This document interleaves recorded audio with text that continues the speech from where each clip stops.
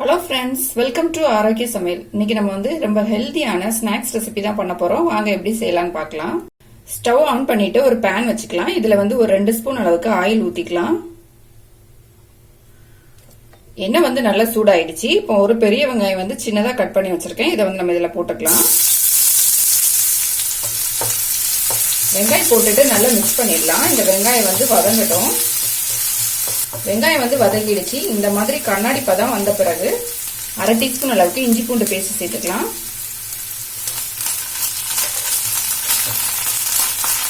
இஞ்சி பூண்டு பேஸ்ட் போட்டுட்டு நல்லா மிக்ஸ் பண்ணிடலாம். போட்ட இஞ்சி பூண்டோட பச்சை வாசனை போயிடுச்சு. இப்போ இதுல ஒரு பச்சை மிளகாய் பொடியா கட் பண்ணி வச்சிருக்கேன். அதை போட்டுக்கலாம்.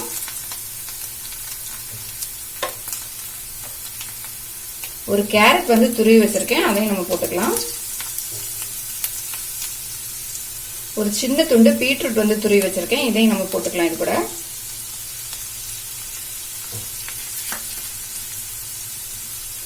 ஒரு உருளைக்கிழங்கு துருவி தண்ணியில போட்டு வச்சிருக்கேன். இதையும் நம்ம புளிஞ்சு இதுல போட்டுக்கலாம்.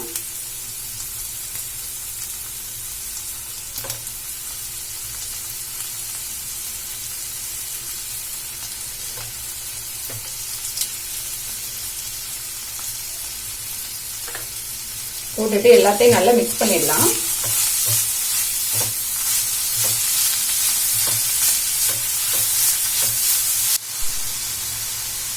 எல்லாத்தையுமே நல்லா மிக்ஸ் பண்ணிட்டேன். இப்போ மசாலா சேர்த்துக்கலாம். 1/4 டீஸ்பூன் அளவுக்கு கரம் மசாலா, 1/4 டீஸ்பூன் ஜீரகத்தூள்,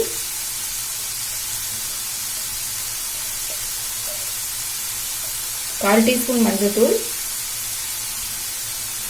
தேவையான அளவு உப்பு சேர்த்துக்கலாம்.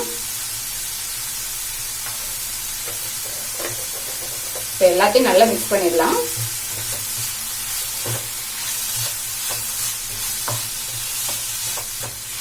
எல்லாத்தையும் நல்லா மிக்ஸ் பண்ண பிறகு நம்ம ஸ்டவ் சிம்ல வச்சுட்டு இந்த காயெல்லாம் வேகணும். அதனால நம்ம இதை க்ளோஸ் பண்ணி வச்சுக்கலாம். இப்போ மசாலா எல்லாம் போட்டு நல்லா மிக்ஸ் பண்ணிட்டேன். இதை நம்ம க்ளோஸ் பண்ணி வச்சிடலாம். இந்த காயெல்லாம் நல்லா வேகணும். இப்போ நம்ம ஓபன் பண்ணி பார்க்கலாம். நம்ம போட்ட கேரட், உருளைக்கிழங்கு, பீட்ரூட் எல்லாமே நல்லா வதங்கிடுச்சு. இப்போ நம்ம ஸ்டவ் ஆஃப் பண்ணிட்டு இதை எடுத்து நல்லா ஆற வச்சிடலாம். இப்போ இந்த காயெல்லாம் நல்லா ஆறதுக்குள்ள நம்ம மாவு ஒன்று ரெடி பண்ணிக்கலாம். ஒரு மிக்சிங் பவுல் எடுத்துக்கலாம்.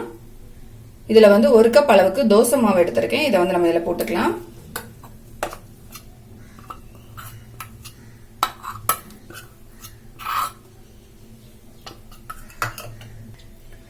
ரெண்டு முட்டை உடைச்சு வச்சிருக்கேன். இதையும் நம்ம இது கூட ஊத்திடலாம்.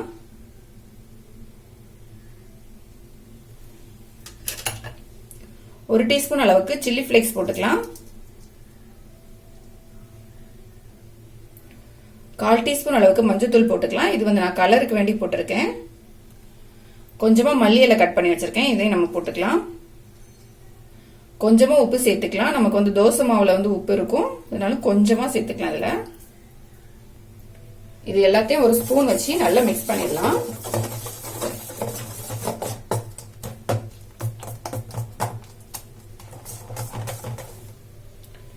எல்லாத்தையும் நல்லா மிக்ஸ் பண்ணி எடுத்துக்கிட்டேன். நம்மளோட மாவு ரெடி ஆயிடுச்சு.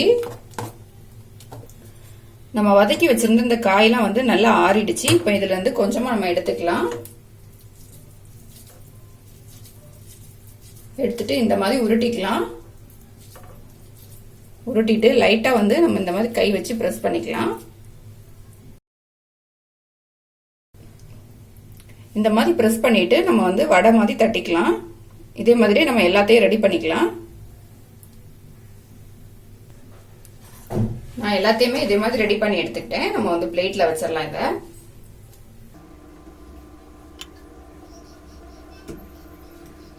ஸ்டவ் ஆன் பண்ணிட்டு ஒரு பேன் வச்சுக்கலாம். இதுல பொரிக்கிறதுக்கு கொஞ்சமா எண்ணெய் ஊத்திக்கலாம்.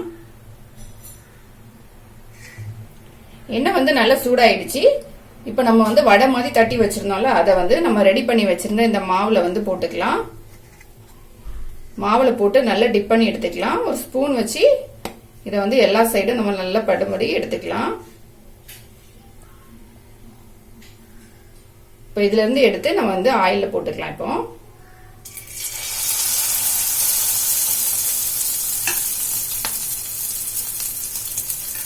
எல்லாத்தையும் அதே மாதிரி போட்டு எடுத்து வச்சிடலாம்.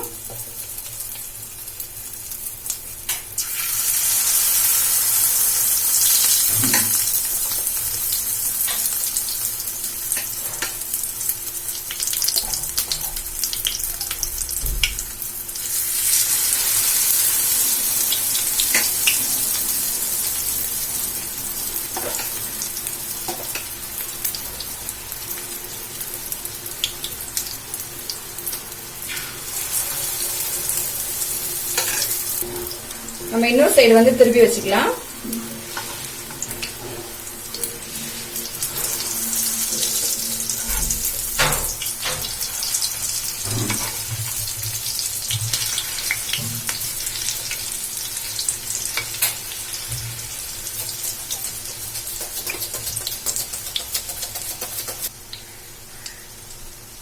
இப்போ ரெண்டு சைடுமே நல்லா வெந்துடுச்சு. நம்ம எடுத்துடலாம்.